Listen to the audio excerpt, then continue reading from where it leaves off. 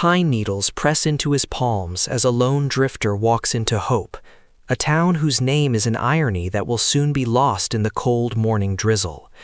He is John Rambo, a Green Beret searching for a quiet meal, but all he finds is Sheriff Will Teasle, a man whose pride cannot tolerate an outsider.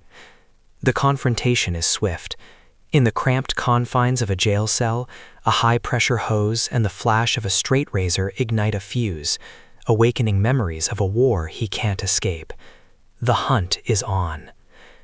Driven into the wilderness, Rambo becomes a ghost. This is not a rampage, it is a masterclass in survival. He subdues, he doesn't slaughter, setting traps to wound, not kill. His custom-made Jimmy Lyle survival knife is an extension of his will, used to stitch his own arm after a desperate plunge from a cliff.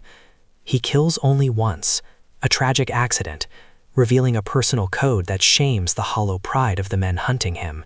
He is a cornered animal, fighting not with rage, but with the cold, precise training his country gave him, a man pushed past his limit.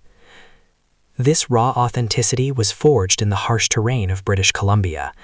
On October 22, 1982, audiences witnessed a film built on grit, not gloss. Practical explosives sent real soil flying.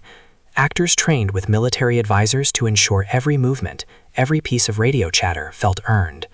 The weight of the M60 machine gun was real, its recoil shaking the frame, and the soundtrack grounding the action in a brutal reality that computer effects could never replicate. The realism extended to Colonel Troutman, Rambo's former commander, whose calm, measured presence contrasts sharply with Teasle's escalating panic. The film the world saw was not the one first assembled. The initial cut ran nearly 3 hours, heavy with dialogue that over-explained Rambo's trauma. Sylvester Stallone himself pushed for a radical re-edit, stripping away exposition and letting silence build the tension. The most critical change, however, came from the audience. An alternate ending, faithful to the novel, saw Rambo die. But test audiences rejected it, feeling they had been punished alongside the hero.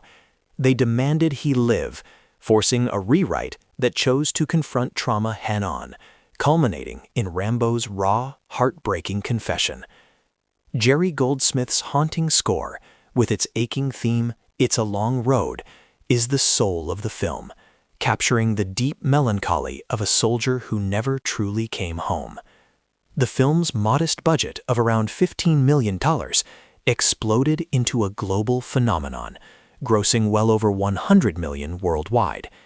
It tapped into a raw nerve in society, reflecting the plight of alienated veterans and sparking conversations about duty, respect, and trauma that continue today. Final verdict: 92 out of 100. First Blood is more than an action movie. It is a powerful, tragic statement about what happens when we fail to see the human beneath the scars, a timeless warning against pride, prejudice, and pushing a good man too far.